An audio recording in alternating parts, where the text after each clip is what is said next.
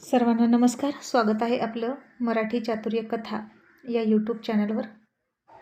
आपल्या व्हिडिओला लाईक करा, चॅनलला सबस्क्राईब करा आणि बेल आयकॉनवर प्रेस करा, जेणेकरून सगळ्या नोटिफिकेशन्स तुमच्यापर्यंत पोहोचतील. मिलन अभी आधा अधुरा है भाग 150. मग राणी रोहितच्या डाव्या बाजूला बसली. जिथं मेघना बसली होती तिथून मेघनाला उठवून राणी बसली आणि मेघनाला अपमान झाल्यासारखं वाटलं. पण शेवटी ती त्याची हक्काची बायको होती आणि तिची हक्काची जागा ती कोणाला देणार नव्हती हे राणीनं या निमित्तानं मेघनाला दाखवूनच दिलं. आणि पुन्हा तिला वाईट वाटू नये म्हणून तिची स्तुती करत म्हणाली, आणि काय हो मॅडम, तुम्ही स्वतः हे सगळं बनवलं का? दिवसभर तुम्ही किचनमध्ये होता का? आता मेघनासुद्धा ठासून सांगत म्हणाली, हो मग मी स्वतः सगळं केलं आहे. आणि राणी म्हणाली, मग तुम्हाला पार्लरमध्ये जायला वेळ कधी भेटला? अहो, तुमच्याकडे बघून तर असं वाटते की तुम्ही दिवसभर पार्लरमध्ये बसून आलात. हे हात बघा, हाताची बोटं नखं बघा आणि चेहराही बघा. गॅस समोर उभा राहून जराही डल झाला नाही. असं वाटतंय की काही वेळापूर्वीच तुम्ही पार्लरमधून आलेला आहात. आणि मॅनिक्युअर पेडिक्युअर केले तेही एकदम फ्रेश दिसते की. मग इतका स्वयंपाक करून इतकं सगळं करायला तुम्हाला वेळ कुठून मिळाला? आता हे ऐकून मेघना चपापली आणि मनातून राणीला 2-4 शिव्याही घातल्या. आणि ती काहीच न बोलता म्हणाली, राणी अगं आता बोलत काय बसलीस? तुम्हाला उशीर होतोय, तुम्ही सुरू करा ना जेवायला.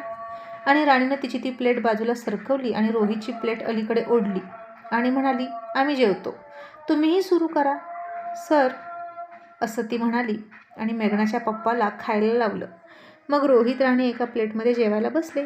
मेघना रोहितच्या उजव्या बाजूला शेजारीच खुर्ची घेऊन बसली आणि मान खाली घालून एक एक घास खाता खाता ती रोहित आणि राणीकडे बघायची. आणि त्या दोघांचं मात्र मस्त चाललं होतं. रोमॅन्टिक डिनरच करत होते असं म्हणायला हरकत नाही. एकाच वेळी प्लेटमधून घास उचलताना दोघेही एकमेकांकडे बघायचे आणि एकमेकांच्या बोटाला बोट लावायचे. एका चमच्यातून एकमेकांचा उष्ट चमचा तोंडात घालून खायचे. आणि अचानक राणीच्या पायाला काहीतरी टच झालं आणि तिनं वरती डोळे मोठे केले आणि हात खाता खाता थांबला. आणि तिनं रोहितकडे थोडंसं तिरक्या नजरेनं बघितलं. आणि रोहित आपला उगीच समोर बघायचा आणि गुपचूप खायचा आणि गालात हसायचा. आणि राणी मात्र फार अस्वस्थ झाली होती. ती उगीच तिच्या मानेवरून तिचा हात फिरवायची, कधी तोंडाला हात लावून हसू अडवायची. कारण आता टेबल खालून रोहित कुमारचा पाय राणीच्या पायावर होता. तो उगीच तिच्या पायांना त्याच्या पायानं रोमॅन्टिक टच करत होता आणि त्यामुळे राणीला फार फार लाजऱ्यासारखं होत होतं.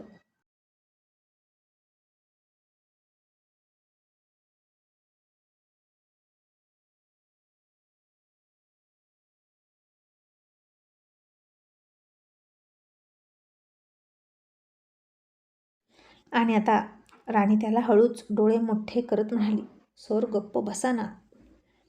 आणि रोहितनं सगळ्यांकडे बघितलं, वरती हसला आणि नकारार्थी मान हलवली आणि मी थांबत नसतो असं तिला सुचवलं. आज राणी कधी दिसत नव्हती, इतकी छान दिसत होती आणि रोहितला तिला टच केल्याशिवाय धीर धरवत नव्हता. आणि राणीनं त्याच्या मांडीवर हात ठेवला, तरीही तो ऐकेना. आणि दोघांचा रोमॅन्टिक डिनर सुरू होता. खुसरफुसरसुद्धा चालू होती. आणि रोहित राणी रात्रीचा मूड बनवत होते, मेघना समोरच. आणि रोहित इतका रोमॅन्टिक असेल असं मेघनाला वाटतही नव्हतं.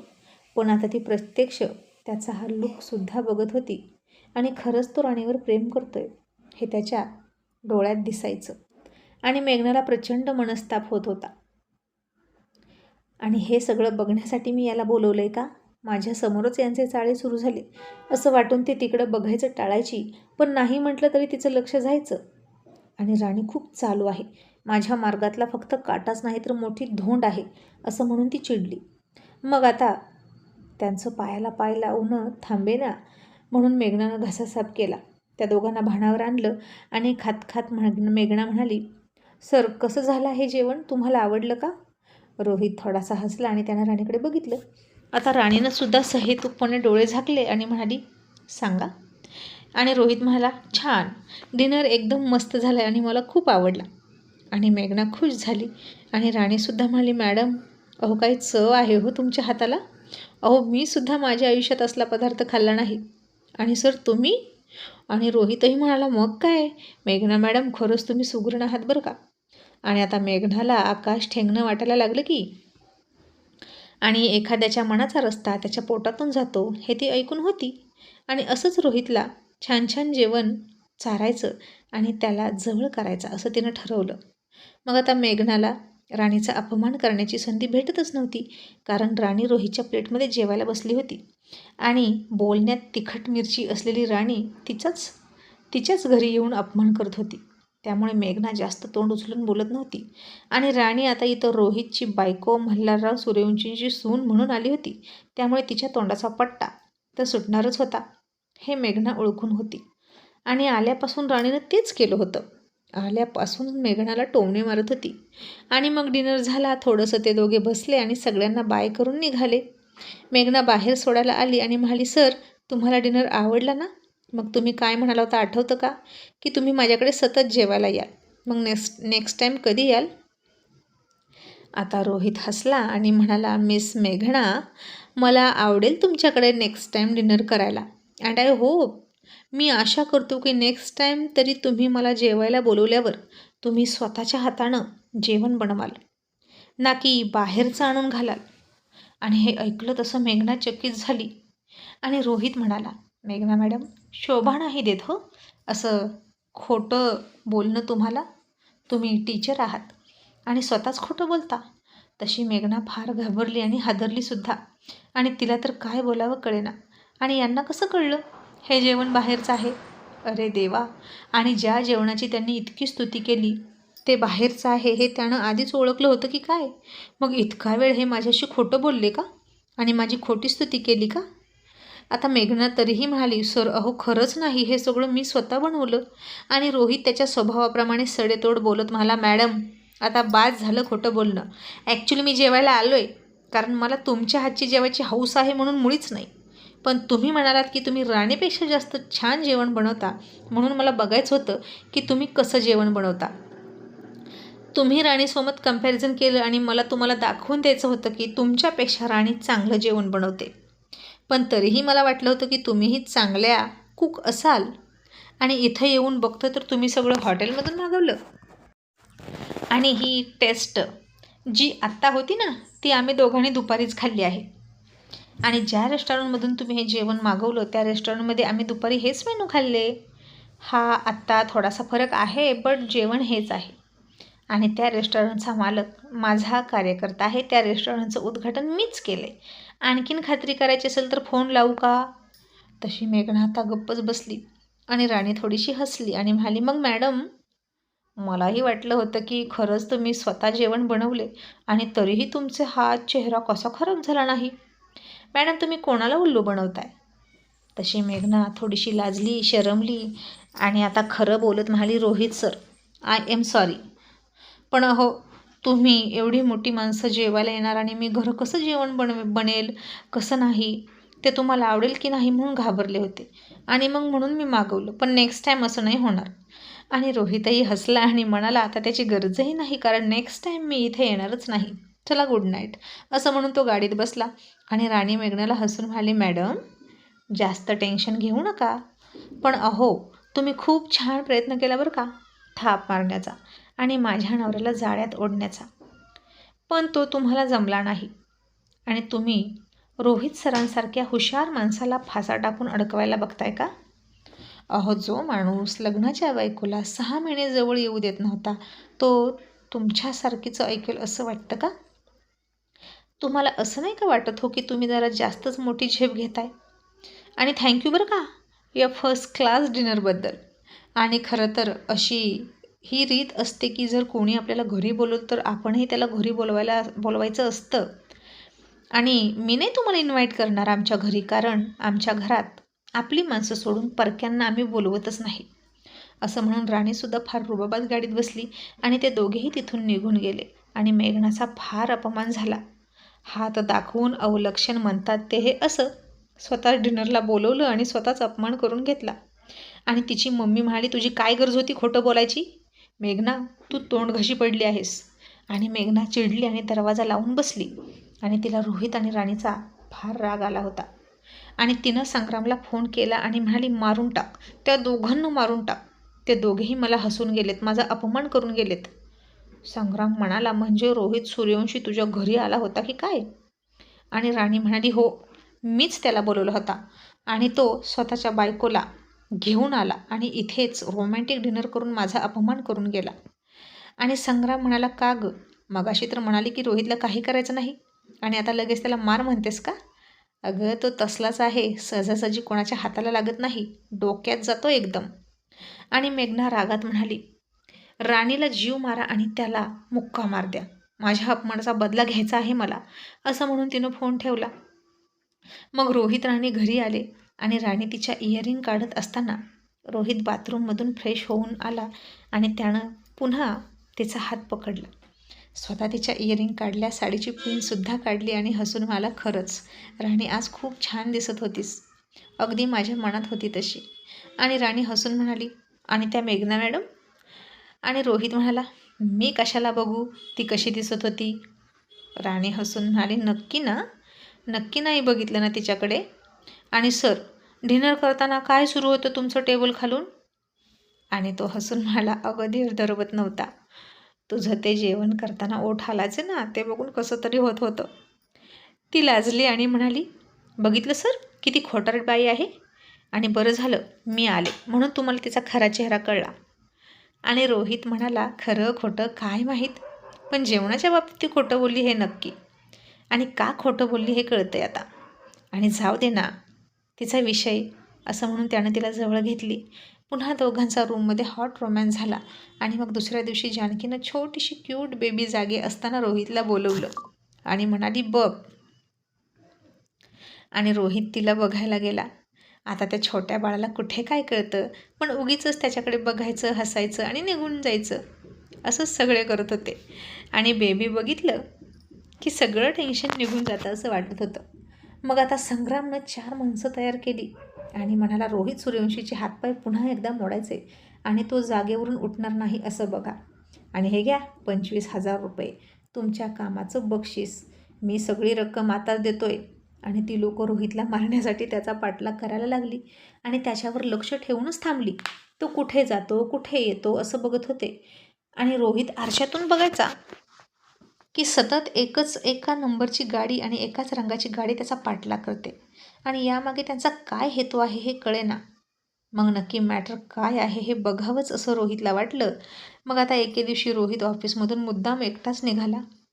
मुद्दाम त्यानं गाडी आळवणाला घेतली आणि त्याच लोकांना वाटलं, बरं झालं रोहित एकटा सापडेल निर्जन स्थळी.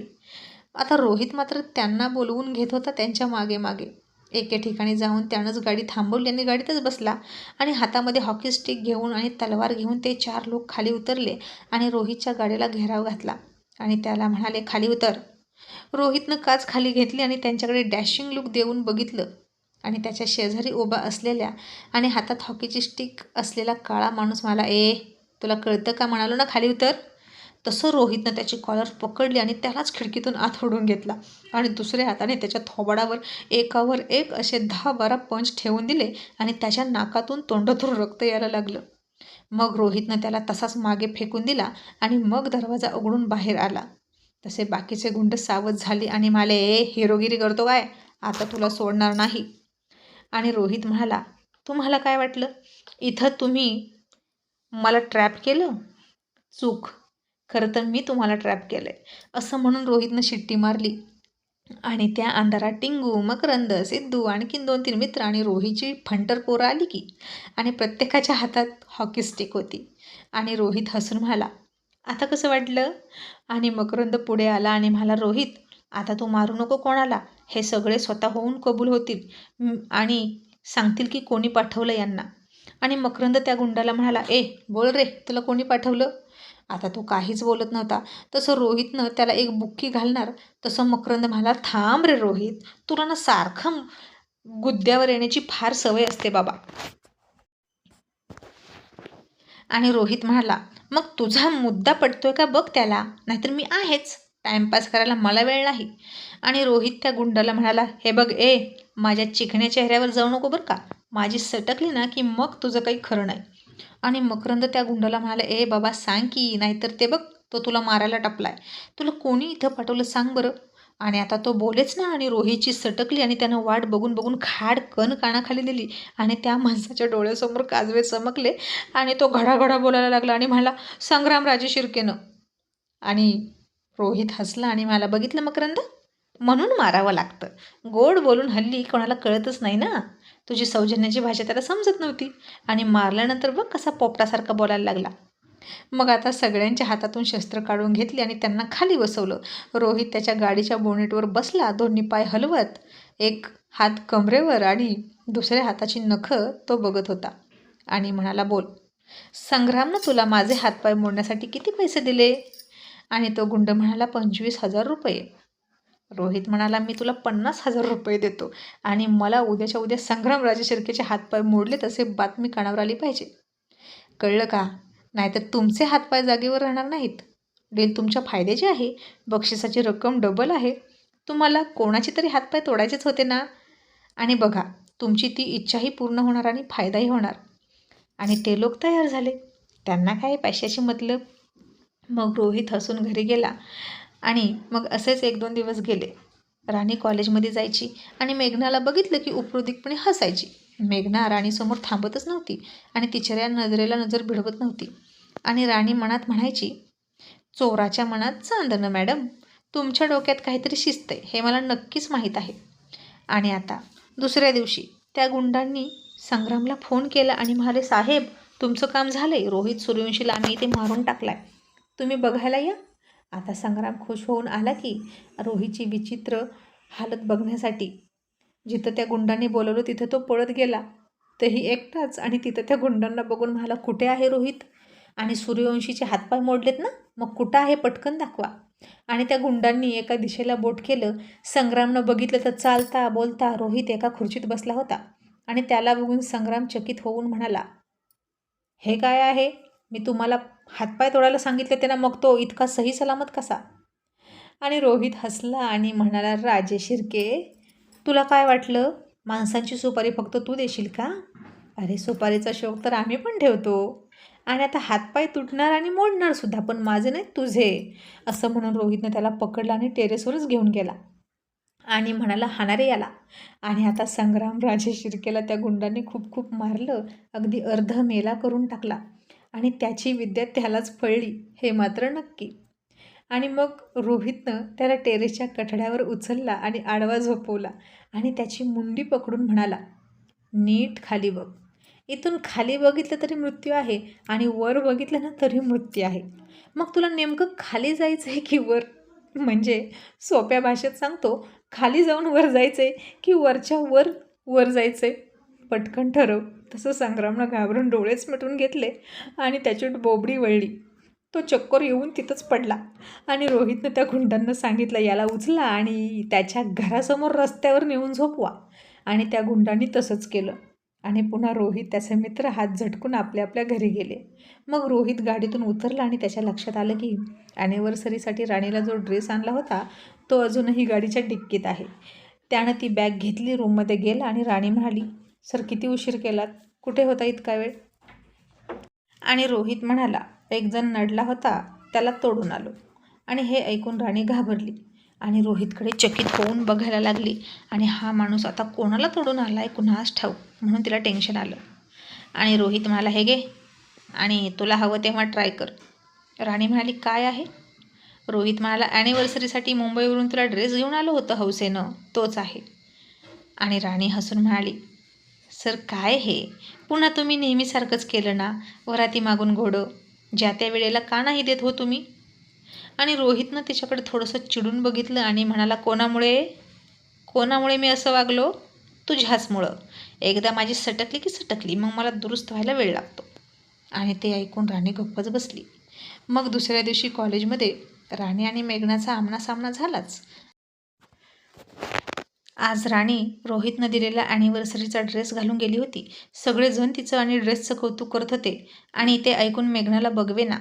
आता मेघना ही राणीकडे रागात बघायला लागली, डोळ्याला डोळे भिडवून. आणि राणी म्हणाली, काय बघताय मॅडम? आम्हाला डिनर करायला कधी बोलवतायत पुन्हा एकदा? तुम्ही कुकिंग शिकला का? बघा बरं का, नाही तर पुन्हा एकदा तोंडावर आपटाल. आणि मेघना रागात म्हणाली, जास्त शहाणपणा करू नकोस. गर्वाचं घर नेहमी खालीच असतं एवढं लक्षात ठेव. आणि काय गं, मी तुला बोलवलंही नव्हतं तरीही शेपट्यासारखी आली होतीस की त्याच्या मागे मागे. आणि राणी हसून म्हणाली, येणारच. बायको आहे मी त्यांची आणि मला त्यांचा शेपूट होण्याचा मान आहे. पण तुम्हाला तर इतकाही मान नाही. आणि तोच मान मिळवण्यासाठी तुम्ही किती धडपडत आहात हे दिसतंय मला. पण मॅडम, जोपर्यंत मी आहे तोपर्यंत तुमचं स्वप्न पूर्ण होणार नाही, एवढं लक्षात ठेवा. आणि मेघना हसून म्हणाली, आणि तोच प्रयत्न सुरू आहे माझा, तुला माझ्या मार्गातून हटवणं. राणी, माझं टार्गेट फिक्स आहे. हां, माहीत आहे थोडी रिस्क आहे, पण रोहितवर मी फिक्सच आहे. राणी हसून म्हणाली, मग करा प्रयत्न, बघूच कोण जिंकतं. पण माझा विश्वास आहे की तुम्ही कधीच जिंकणार नाही आणि आमचं नातं तोडू शकत नाही तुम्ही. आणि मेघना तिला आणखीन उकसवण्यासाठी म्हणाली, पण त्याचा तुझ्यावर काडीचाही विश्वास नाही. नुसतं प्रेम असून काय उपयोग? तुझ्यावर, मनोजवर लक्ष ठेवण्यासाठी त्यानं मला सांगितलंय, कळलं का? याचा अर्थ काय होतो राणी? की तुझ्यावर त्याचा विश्वास नाही. तो राजकारणी आहे आणि तुझं शरीर त्याला मिळतंय म्हणून तो तुला इस्तेमाल करतोय. लग्नामध्ये जे वचन घेतात ते विश्वासाचं, ते कुठेच पळताना दिसत नाही तो. आणि आली मोठी शहाणी विश्वासाच्या गोष्टी करायला, असं म्हणून मेघना राणीवर हसून निघून गेली. आणि हे ऐकून राणीला धक्काच बसला. आणि सरांनी चक्क मेघना मॅडमला सांगितलं माझ्यावर आणि मनोजवर लक्ष ठेवायला. त्यांचं डोकं फिरलं की काय? पण ही बाई कशावरून खरं बोलते? ती खोटं बोलत असेल असं राणीचं एक मन म्हणालं, पण दुसरं मन म्हणत होतं, ज्या अर्थी रोहित सर मेघनाचा इतकं ऐकतात त्या अर्थी मेघना त्यांच्या फायद्याची आहे. मग हाच फायदा आहे का रोहित सरांचा तिच्याकडून, की ती माझ्या खबरी देते त्यांना कॉलेजमधल्या? मग आता मला सरांना विचारावंच लागेल. असं म्हणून ती घरी गेली आणि तिनं तिची बॅगच पॅक केली आणि रोहित येण्याची वाट बघत बसली. आणि सर आल्यानंतर त्यांना मी हे विचारणार आणि जर हे खरं असेल ना, त्यांनी मेघनाला माझ्यावर लक्ष ठेवायला सांगितलं असेल तर मी, असं म्हणून राणीनं तिच्या बॅगचा हँडल घट्ट पकडला. मग आता काय होईल पुढं? रोहित आणि राणीमध्ये पुन्हा भांडण होईल का आणि राणी घर सोडून जाईल का, हे पाहणं इंटरेस्टिंग ठरणार आहे. Thank you so much.